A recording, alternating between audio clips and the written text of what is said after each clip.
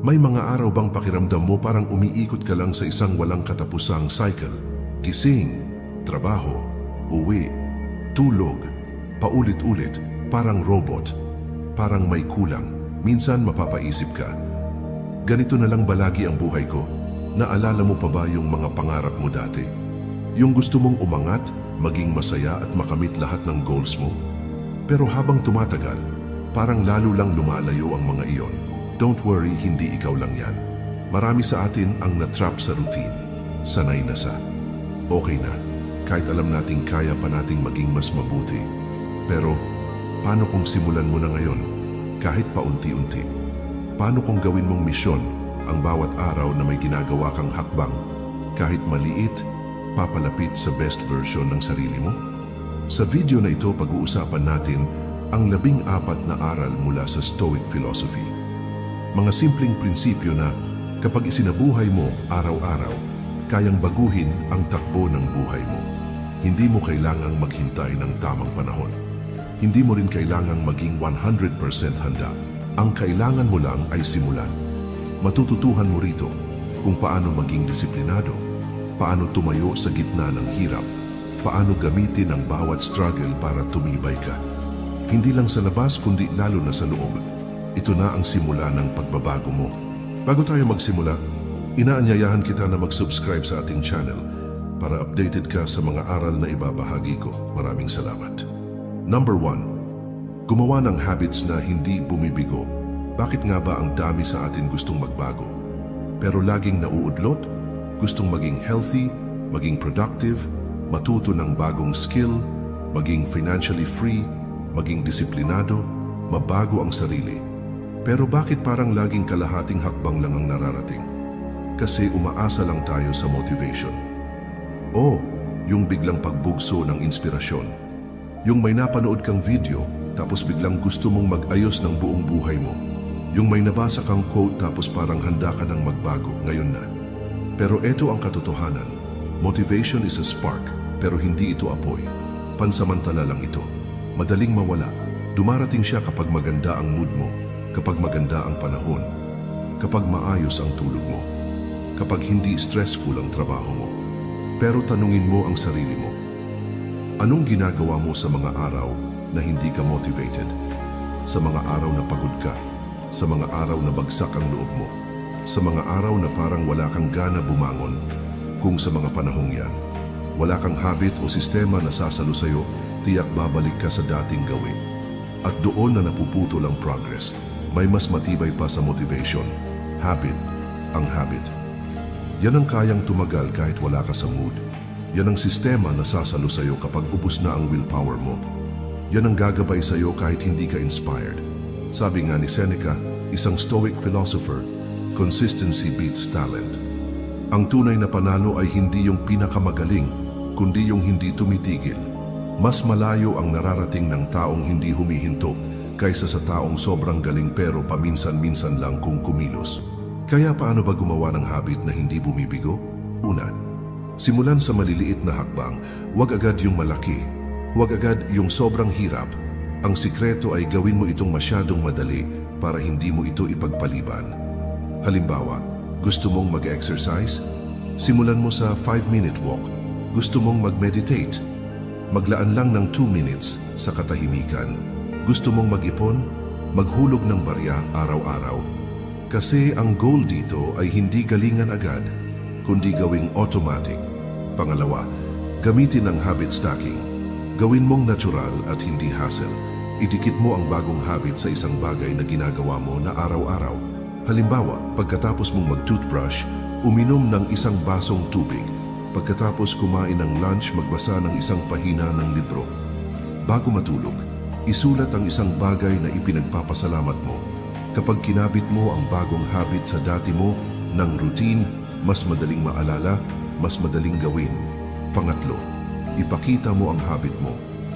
Make it visible. Gusto mong uminom ng tubig? Maglagay ng water bottle sa tabi ng kama. Gusto mong magbasa? Ilagay ang libro sa ibabaw ng lamesa, hindi sa loob ng drawer. Ang hindi mo nakikita, nakakalimutan mo. Ang nakikita mo palagi, nagiging paalala. Pang-apat, gumawa ng kapaligiran sumusuporta sa habit mo. Kung gusto mong maging focused, ayusin mo ang workspace mo. Bawasan ang notification sa phone. Mag-set up ng tahimik na lugar para sa sarili mo. Kapag magulo ang paligid, magulo rin ang isip. Pero kapag malinaw ang environment, mas nagiging malinaw ang direksyon. Panglima, i-celebrate mo kahit ang maliliit na tagumpay. Naka 2 minutes ka ng exercise? Nice one. Nakaipon ka ng 5 piso ngayong araw? Progress pa rin yan? Natapos mo ang isang pahina ng libro? I-acknowledge mo ang sarili mo. Hindi mo kailangan ng fireworks para sa effort mo. Kailangan mo lang ng sapat na respeto sa sarili mo para sabihing, pinili kong kumilos at yun ang mahalaga. Ang motivation, kailangang ulit-ulitin. Pero ang habit, kahit isang beses mo lang buuin, pwede kang dalhin sa panghabang buhay na disiplina. Sa Stoic philosophy, hindi nila iniintay ang gana. Hindi sila umaasa sa inspirasyon. Ang lagi nilang tanong ay, ano ang tama at makabuluhang gawin ngayon? At kahit ayaw nila, ginagawa pa rin nila dahil alam nilang ang disiplina ay mas mahalaga kaysa sa damdamin. Kaya simula ngayon, itigil mo na ang paghihintay ng motivation. Gumawa ka ng sistema na magdadala sa iyo kahit walang gana. Itayo mo ang tagumpay mo hindi sa bugso ng emosyon, kundi sa lakas ng konsistensya. Tandaan mo, you don't rise to the level of your goals. You fall to the level of your systems. Ang habits na ginagawa mo araw-araw, yun ang bumubuo sa kung sino ka. At kung gusto mong baguhin ang buhay mo, baguhin mo ang ginagawa mo araw-araw. Kaya ngayon pa lang, tanungin mo ang sarili mo. Ano ang isang simpleng habit na kaya mong simulan ngayon? Hindi bukas, hindi next week, ngayon. At kung may naisip ka na, huwag mo nang ipagpaliban. Dahil sa bawat araw na inuulit mo yon, unti-unting binabago mo ang sarili mo sa direksyon ng tagumpay. Number 2, maliit na hakbang, malaking bago. Kapag iniisip natin ang pagbabago, madalas akala natin kailangan agad malaki, mabilis at perfect ang mga hakbang. Pero ang totoo, hindi kailangang agaran ng malaking hakbang. Minsan, ang kailangan mo lang ay isang maliit na simula kahit 1% improvement lang. Bawat araw malaking bagay na yon. Kapag tumagal, isipin mo kung araw-araw ay may kaunting pag-unlad sa loob ng 1 taon. Halos 37 beses kang mas gumaling kumpara sa dati mong sarili. At hindi ito dahil sa magic o swerte. Ito ay dahil sa consistency, araw-araw na pagsisikap, kahit maliit, kahit parang walang epekto sa simula. Tingnan mo ang elepante. Malaki, malakas, at matatag siya ngayon. Pero nung sanggol pa siya, hindi pa siya ganun. Nadapa siya, natakot, nag-alinlangan, pero araw-araw siyang gumagalaw. Kahit dahan-dahan lang, dahil doon, naging matibay siya sa paglipas ng panahon. Ganon din tayo sa buhay. Ang tunay na progreso ay hindi nakadepende sa laki ng hakbang, kundi sa araw-araw na pagsisikap at pagbangon. Kaya kung gusto mong magbago, huwag kang magmadali. Simulan mo lang sa isang maliit na bagay. Halimbawa, gusto mong maging healthy? Uminom ng 1 basong tubig sa umaga. Gusto mong matuto magbasa? Magbasa ng kahit 1 pahina araw-araw. Gusto mong mag-ipon? Magsimula sa 1 piso araw-araw. Oo, maliit lang ang mga ito. Pero kapag paulit-ulit mong ginawa, lalaki ang resulta. Maraming tao ang nadudulot ang problema dahil gusto nila ng instant resulta. Kapag hindi agad nakita ang pagbabago, madaling sumuko. Pero tandaan mo, ang progress ay araw-araw na effort, hindi pagiging perfect. Hindi mo kailangang maging perpekto. Ang mahalaga ay gumawa ka ng kahit 1 maliit na hakbang araw-araw. At kapag naisip mong tumigil, alalahanin mo, ang tagumpay, disiplina at pagbabago ay nagsisimula sa simpleng mga desisyon. Kahit 1 push-up lang, kahit 1 thank you, kahit 1 journal entry may halaga yan. Huwag mong sabihing maliit lang yan, dahil kapag palagi mong ginagawa, nagiging bahagi na ito ng ugali mo. Kaya tanungin mo ang sarili mo ngayon, ano ang isang maliit na bagay na pwede kong simulan ngayon para sa ikabubuti ko? Gawin mo na. Bukas, ulitin mo. Sa makalawa, ulitin mo uli. Hanggang hindi mo na kailangang pilitin ang sarili mo dahil naging natural na ito. Huwag matakot sa maliit na hakbang. Minsan kasi, Iniisip natin na kung maliit ang simula, maliit din ang magiging resulta. Pero ganito yan, ang mga pinakamalalaking puno ay nagsimula sa maliliit na binhi. At sa bawat maliit na hakbang, natututo ka rin ng mga bagay na magagamit mo sa susunod. Natututo kang maging disiplinado, matiyaga, at magkaroon ng tamang mindset. Kung minsan ang pagbabago ay hindi mo agad mararamdaman sa katawan o sa paligid mo.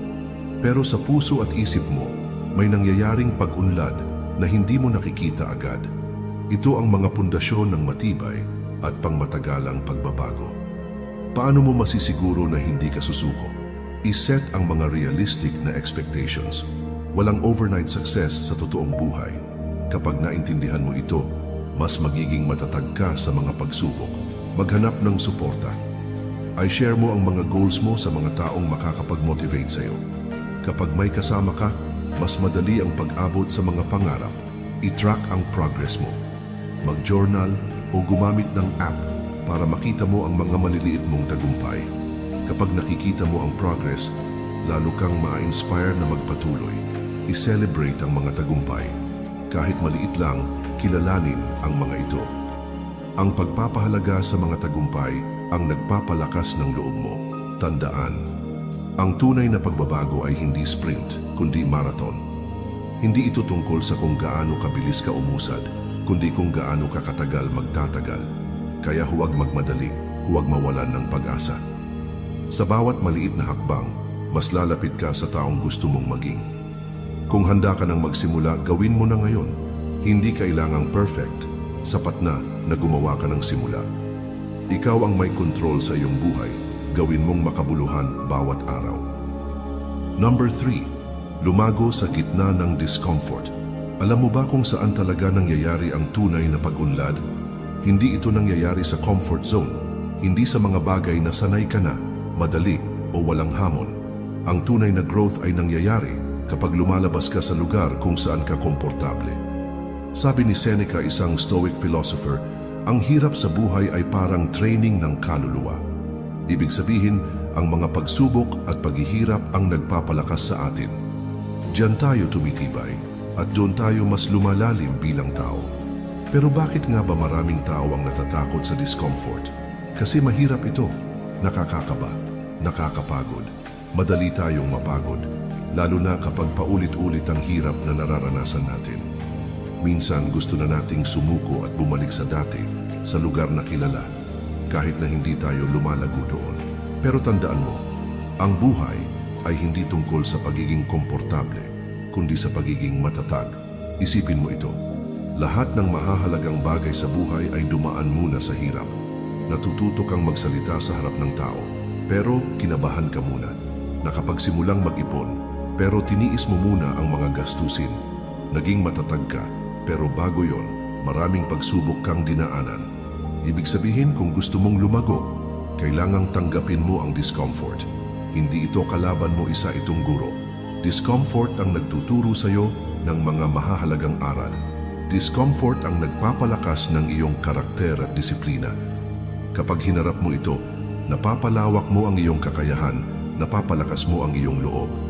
Ngayon, tanungin mo ang sarili mo, ano ang isang bagay na gusto kong gawin, pero natatakot ako?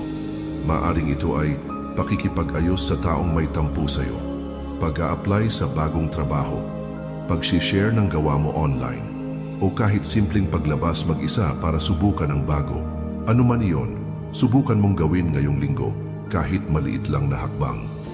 Hindi kailangang biglaan o sobrang laki. Pwede mong simulan sa simpleng paraan tulad ng pagme-message muna sa isang tao, pagre-research tungkol sa gagawin mo. Ang mahalaga, harapin mo ang takot mo, huwag mong iwasan. Kapag tinanggap mo ang discomfort, unti-unti mong mapapansin na mas lumalakas ang iyong loob. Mas nagiging madali ang mga dating kinatatakutan mo. Ang mga hadlang na dati ay tila napakalaki. Ngayon ay unti-unting natitinag. Dumadating ang araw na yung dating kinatatakutan mo, kaya mo na. Parang unang araw mo sa school o unang job interview. Kinabahan ka noon pero ngayon normal na lang iyon dahil hinarap mo, inulit mo at hindi ka umatras. Kaya sa susunod na matakot ka, tanungin mo ang sarili mo, ito ba ay chance para ako'y matuto at lumago? At kung oo ang sagot, gawin mo kahit mahirap. Kung natutunan mong yakapin ang discomfort, magiging mas matibay ka sa kahit anong pagsubok. Lalo kang magiging handa sa mga hindi inaasahang hamon ng buhay. Kapag tinanggap mo ang mga mahirap na sandali, magiging mas malinaw ang iyong pananaw at mas malakas ang iyong paninindigan. Tandaan, ang comfort zone ay lugar ng pahinga, hindi ng pagunlad. Kaya kung gusto mong gumaling, tumatag at maabot ang mga goals mo, kailangan mong matutong yakapin ang hindi komportable. Dahil sa bawat takot na hinarap mo, may bagong tapang na nadagdag sa'yo. Ngayong linggo, subukan mong gawin ang isang bagay na kinatatakutan mo. At pagkatapos, sabihin mo sa sarili mo, lumago ako ngayon. Number 4, araw-araw mahalaga. Ang buhay ay parang isang lubid at bawat araw ay isang hibla, manipis, mahina, pero kapag pinagsama-sama, nagiging matibay, matatag at makapangyarihan. Kapag ginamit mo ang araw mo ng tama, lumalakas ka.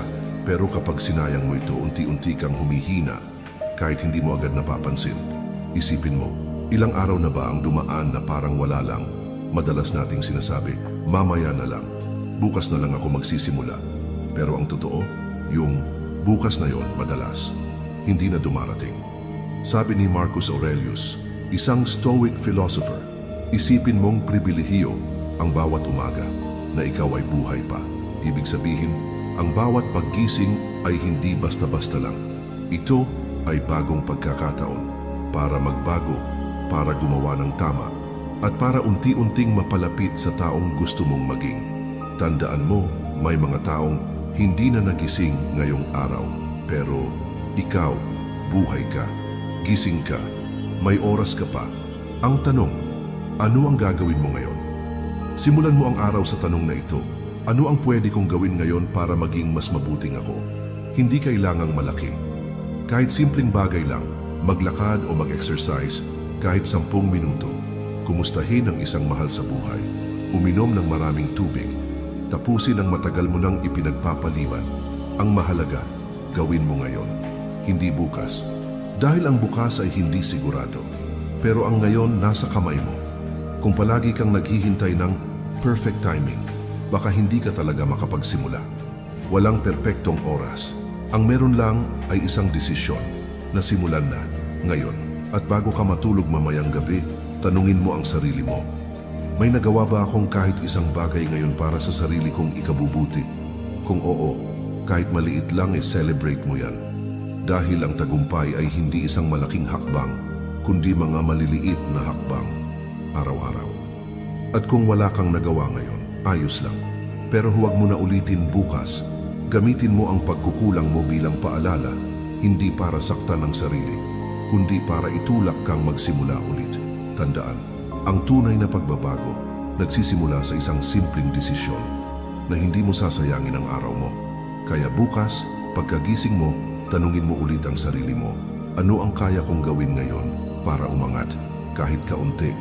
At kapag may naisip ka, huwag mo nang antayin ang perfect mood o inspiration, simulan mo agad. Number 5, ang pag-unlad ay hindi selfish. May mga pagkakataon ba na gusto mo lang ayusin ang sarili mo, pero may nagsabi sa'yo, ang selfish mo naman, parang mali kapag inuuna mo ang sarili mong kalusugan, kapayapaan o pangarap? Pero eto ang totoo, ang pag-aayos sa sarili ay hindi pagiging makasarili. Sabi nga ni Seneca, isang Stoic philosopher, kung gusto mong tumulong sa mundo, unahin mong ayusin ang sarili mo. Ibig sabihin nito, kung gusto mong maging mabuting anak, magulang, kaibigan o partner, dapat maayos ka muna. Paano ka tutulong sa iba kung ikaw mismo ay pagod, nalilito, o ubos na ang lakas? Paano ka magbibigay ng payo kung ikaw rin ay gulong-gulo? Paano mo aalagaan ang ibang tao kung ang sarili mo ay hindi mo maalagaan? Hindi mo kayang ibigay ang wala ka. Kaya kung gusto mong maging mas mabuting tao para sa ibang tao, kailangan mong simulan sa sarili mo. Hindi ito pagiging makasarili, ito ay paghahanda sa sarili para mas may maibahagi ka sa iba. Isipin mo na lang ang 2 baso, isang puno ng tubig, isang halos walang laman. Sino-sino ang kayang magbigay ng mas marami? Siyempre, yung basong puno. Ganon din sa buhay, kapag buo ka, malusog malinaw ang isip, at may katahimikan, mas kaya mong magmahal, mag-alaga, at umintindi. Halimbawa, kapag malakas ang katawan mo, may energy kang tulungan ng pamilya. Kapag maayos ang emosyon mo, mas kalmado kang humaharap sa problema. Kapag may oras ka para sa sarili mo, mas may kalidad din ang oras mo para sa mga mahal mo sa buhay. At ang totoo, hindi mo kailangang ipaliwanag sa lahat ang ginagawa mong pag-aalaga sa sarili. Hindi mo rin kailangang humingi ng sorry kung minsan inuuna mo ang sarili mo. Ang mga totoong nagmamahal sa iyo, maiintindihan nila yan una, at sa bandang huli, makikinabang din sila sa pagbabago na ginagawa mo. Kaya simula ngayon, alisin mo na sa isip mo na mali ang unahin ng sarili. Gawin mo ito para mas lumakas ka, mas makapagbigay ka, mas makasama mo ang mga taong mahalaga sa iyo ng buo ang loob. Tandaan, ang pag-unlad ay hindi selfish, ito ang daan para mas marami kang matulungan. Kaya huwag ka nang magdalawang isip, ayusin mo ang sarili mo dahil yan ang pinakamagandang regalo na maibibigay mo sa iba. Madalas nating nakikita sa lipunan ang maling pagkaintindi sa salitang selfish. Parang masama ito pero sa totoo lang, may dalawang klase ng selfishness, ang destructive at ang constructive. Ang destructive selfishness ay yung sobra at walang pakialam sa iba. Pero ang constructive selfishness ay yung pag-prioritize mo sa sarili mo para makapag-grow. Para kapag handa ka na, makatulong ka ng mas malaki sa iba. Kapag pinabayaan mo ang sarili mo, nagkakaroon ka ng kakulangan sa enerhiya, lakas at emosyonal na kapasidad. Ito ang nagiging dahilan kung bakit minsan hindi natin kaya ibigay ang buong suporta sa mga mahal natin. Sa bawat araw na pinapangalagaan mo ang sarili mo, nagbibigay ka rin ng regalo sa mga tao sa paligid mo. Isang mas malakas, mas masaya at mas maayos na ikaw. Kaya huwag matakot maglaan ng oras para sa sarili mo. Ito ay isang investment sa kalusugan, emosyon at kinabukasan mo. At tandaan, sa pagtahak mo sa landas ng pagbabago, huwag mong hayaang ang opinyon ng iba ang pumigil sa iyo. Ikaw ang may hawak ng buhay mo at ikaw ang may responsibilidad na alagaan ito. Number 6. Itigil ang pagkumpara. Isipin mong tumatakbo ka sa isang karera, nakafocus ka, maayos ang paghinga mo, malakas ang bawat hakbang. Pero bigla kang tumingala, tumingin sa kaliwa, tapos sa kanan, tinitingnan mo kung sino ang nauuna sa iyo. Ano ang nangyari? Nawalan ka ng focus, bumagal ang takbo mo. Ganyan ang epekto ng pagkumpara sa iba. Hindi ka nito pinapabilis, hindi ka nito pinapaganda. Mas lalo ka lang bumabagal at natitinag. Sabi ni Epictetus, isang Stoic philosopher, mag-focus ka sa mga bagay na kaya mong kontrolin. At totoo iyon, hindi mo kontrolado ang buhay ng ibang tao. Hindi mo hawak kung ano ang meron sila, kung gaano sila kabilis umasenso, o kung gaano sila kasaya. Pero ang hawak mo ay ang sarili mo, ang disiplina mo, ang iniisip mo, at ang ginagawa mo araw-araw. Isa pang madalas na problema, lalo na sa panahon ngayon, ay dahil sa social media. Dito natin napapansin ang buhay ng iba, ang ganda ng trabaho nila, ang saya nila sa travel, o ang tila perfect nilang relasyon. Pero habang nakikita mo, yan, nasa kwarto ka lang, pagod, nagtataka, naiiwan ka ba? Bakit parang ikaw lang ang nahuhuli? Ngunit tandaan, ang social media ay highlight reel lang ng buhay ng tao. Pinipili lang nila ipakita ang magagandang parte. Hindi mo alam ang totoong pinagdadaanan nila. Kaya wag mong i-compare ang totoong buhay mo sa best moments lang ng iba. Kung gusto mo ng simpleng tip, huwag muna gumamit ng social media sa unang oras ng umaga. Bakit? Pagkagising mo pa lang, ang utak mo ay agad napupuno ng achievements ng iba. Nasisira agad ang mood mo. Imbis na ma-inspire, nawawalan ka pa ng gana. Mas maganda kung gagamitin mo ang umaga para sa sarili mong improvement. Pwedeng gawin mo ito. Gumising ng mas maaga. Magsulat ng goals sa notebook. Magbasa kahit konti. Mag-stretching o tahimik na pagninilay. O kahit simpleng walang cellphone muna ng isang oras. Sa halip na pagkumpara, ang araw mo ay magsisimula sa focus at layunin. Tandaan mo ang sukat ng progress mo ay hindi ang ibang tao, kundi ang sarili mong improvement. Araw-araw, tanungin mo ang sarili mo, mas maayos ba ako ngayon kaysa kahapon? Kung oo, panalo ka na. Kahit maliit na progress lang, basta ikaw ang basehan, panalo ka pa rin. Huwag mong hayaang ang mga kwento ng tagumpay ng iba ang magdikta ng halaga mo. Hindi mo nakikita ang mga pagsubok nila, ang kanilang mga gabi na walang tulog, ang kanilang mga pagkabigo bago sila umangat. Ang totoo, bawat isa sa atin ay may kanya-kanyang laban, hindi pare-pareho ang bilis ng pag-akyat sa tuktok. Minsan, ang pinakamahalagang tagumpay ay yung mga hakbang na hindi napapansin ng iba. Yung mga araw na pinili mong bumangon kahit pagod. Yung mga sandaling lumaban ka sa sarili mong takot at pagdududa. Kaya itigil mo na ang pagtingin sa takbo ng iba dahil ang laban mo ay sa sarili mo lamang. Ang laban na iyon ang tunay na sukatan ng tagumpay. Dahil dito nakikita mo ang iyong lakas, disiplina at katatagan. Sa laban na iyon, ikaw ang champion. Hindi dahil sa galing mo kumpara sa iba, kundi dahil sa patuloy mong pagpili na bumangon, magpatuloy at lumaban. Kaya simulan mo ngayon sa simpleng hakbang. Huwag mong hayaan na ang ingay ng mundo ay magpahina ng loob mo, maging mas matatag kaysa sa anumang pagsubok. Ipagmalaki mo ang bawat maliit na tagumpay dahil ang mga ito ang pundasyon ng iyong malaking pagbabago. Ang tunay na tagumpay ay nasa patuloy mong pag-angat, hindi sa bilis, kundi sa tibay ng iyong puso at isipan. Number 7, disiplina ang lahat. Ang saya kapag motivated ka, di ba? Parang ang gaan gawin ng lahat. Kaya mong magtrabaho, mag-exercise at magsimula ng bagong habit. Pero ang tanong, paano kapag nawala na ang motivation mo? Diyan pumapasok ang tunay na sikreto ng tagumpay. Sabi nga ni Epictetus, isang stoic philosopher, walang dakilang bagay na makakamit ng walang effort at disiplina. Kahit gaano ka ka-inspired ngayon, darating ang araw na tinatamad ka, pagod ka, at parang wala kang gana. At kung motivation lang ang inaasahan mo, madali kang titigil. Pero kapag may disiplina ka, itutuloy mo. Kahit tamad ka, gagalaw ka pa rin. Kahit walang pumapalakpak o walang nakatingin, gagawin mo pa rin. Ang disiplina ay hindi ibig sabihin na perfect ka. Hindi rin ito pagiging super sipag araw-araw. Ang disiplina ay isang simpleng pangako sa sarili mo. Gagalaw ako araw-araw, kahit mahirap, kahit walang gana. Paano mo ito masisimulan? Gumawa ka ng simpleng daily routine.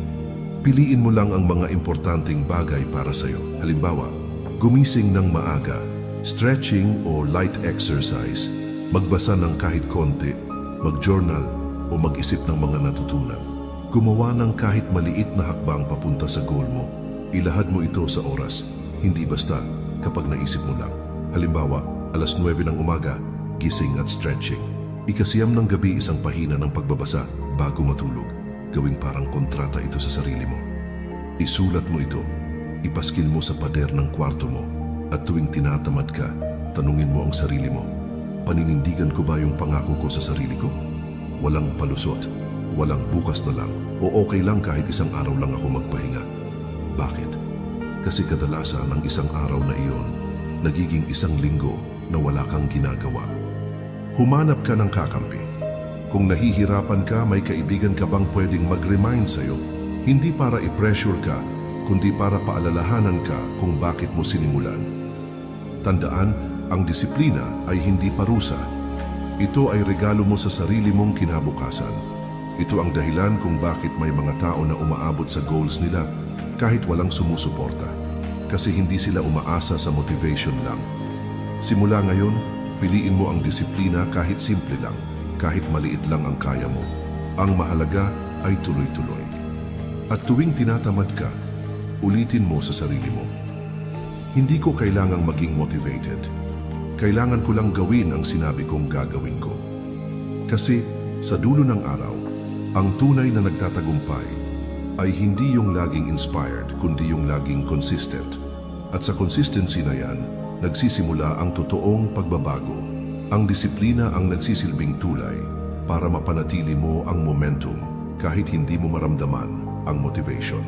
Kapag nagsimula kang kumilos araw-araw, kahit maliit lang ang hakbang, binubuo mo ang habit ng tagumpay. Habang tumatagal, mas lalong tumitibay ang disiplina mo at hindi na kailangan ng matinding effort para gawin ang mga bagay na dati mo kinatatakutan o kinakaposan ng gana. Mahalagang tandaan na ang disiplina ay hindi nangangahulugan ng pagiging mahigpit o pagkakait ng mga bagay na gusto mo. Ito ay pagkakaroon ng balanse, alam mo kung kailan magpahinga, kailan magtrabaho, at kailan maglaan ng oras para sa sarili. Hindi ito tungkol sa pagiging perfectionist, kundi tungkol sa commitment sa sarili, kahit paunti-unti ang progress. Kaya, kapag tinatamad ka na, isipin mo ang mas malawak na larawan ang pangarap mo, ang dahilan kung bakit ka nagsimula.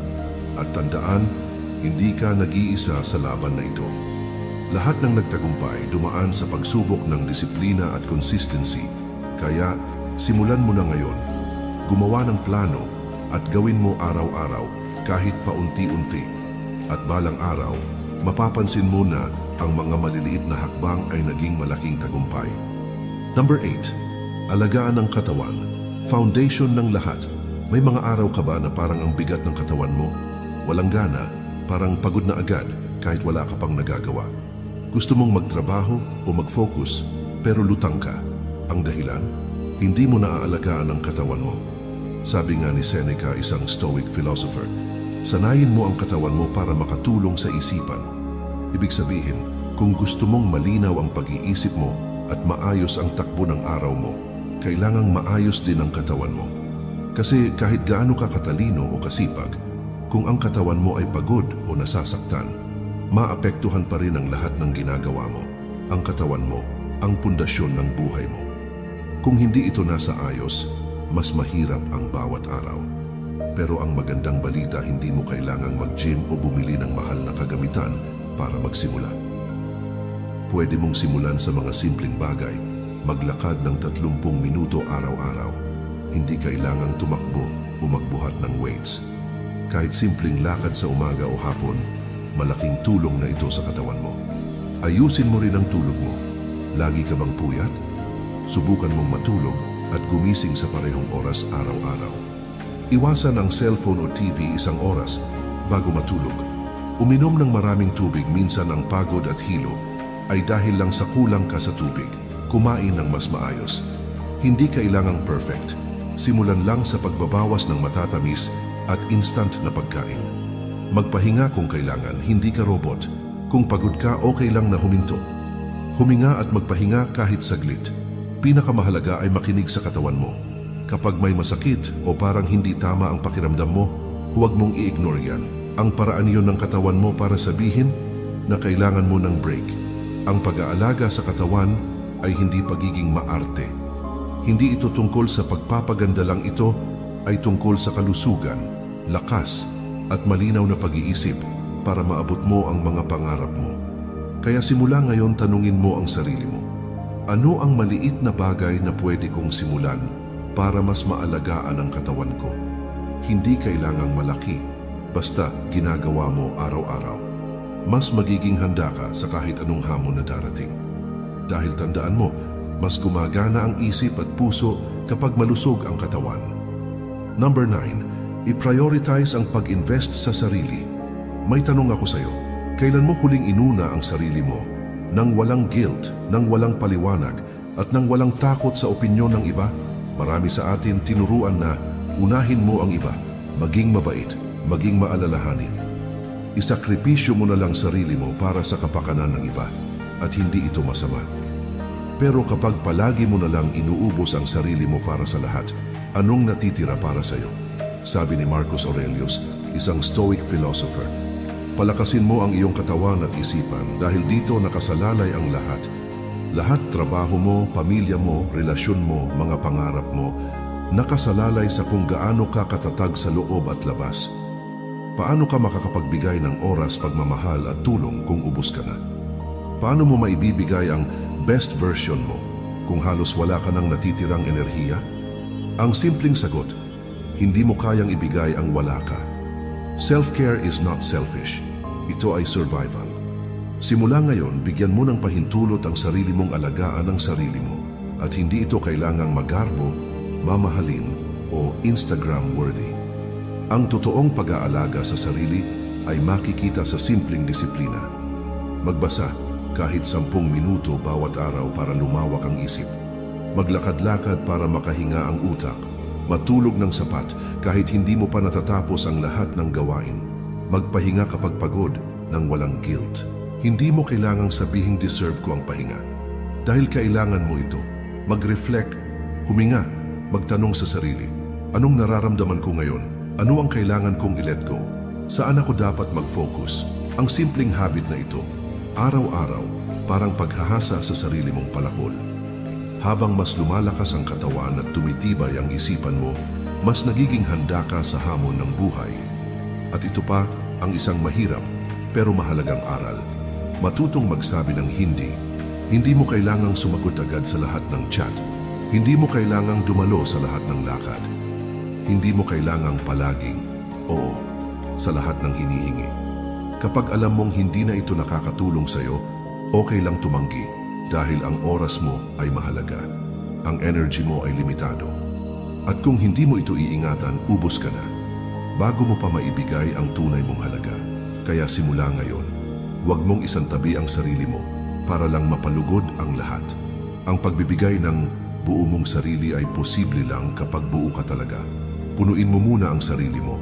Bigyan mo ng espasyo ang katawan mo na magpahinga. Bigyan mo ng pagkakataon ang isip mo na tumahimik. Bigyan mo ng respeto ang sarili mong pangangailangan. Dahil ang totoo, ikaw ang pinakamahalagang asset mo. At kung ikaw mismo ang hindi nag-i-invest sa sarili mo, sino ang gagawa nito para sa'yo? Ngayong araw, tanungin mo ang sarili mo, anong simpleng bagay ang pwede kong gawin para alagaan ang sarili ko ngayon? At kapag may naisip ka na, gawin mo na. Huwag mo nang ipagpaliban pa. Hindi ito para lang sa'yo, kundi para rin sa mga taong umaasa sa'yo na gusto mong mahalin ng buo. Alalahanin mo, ang tunay na pagbabago hindi lang nagsisimula sa mga ginagawa mo para sa iba, kundi sa mga pinipili mong gawin para sa sarili mo. Number 10. Huwag lang gawin para sa palakpak. Napansin mo ba na maraming tao ang gumagawa ng isang bagay para lang mapansin? Nag-aaral para purihin, nagpo-post para sa likes, nagtatrabaho para mapansin ng boss. Pero ang tanong, paano kung walang pumalakpak? Paano kung walang nag-comment? Walang nagsabi ng ang galing mo? Walang nag-react o nagbigay ng suporta? Itutuloy mo pa rin ba, sabi ni Marcus Aurelius, gawin mo ang bawat kilos na parang ito na ang huli mong araw. Hindi niya sinabing, gawin mo lang kapag may nanonood o may pumapalakpak. Ang ibig niyang sabihin ay, gawin mo dahil ito ang tama, dahil ito ang makakabuti sa'yo. Kung ginagawa mo lang ang isang bagay dahil gusto mong purihin, hindi mo na ginagawa para sa sarili mo. Para kang nakakulong sa opinyon ng iba. Kapag nawala ang papuri, nawawala rin ang gana mo. Pero kapag ginagawa mo ito dahil gusto mong umayos, matuto o gumaling kahit walang pumalakpak, panalo ka pa rin. Isipin mo ang isang estudyante na nag-aral ng mabuti pero walang medalya. Masasayang ba ang effort niya? Hindi, dahil ang goal niya ay personal growth. Dahil ang tunay na sukatan ng tagumpay ay kung proud ka ba sa sarili.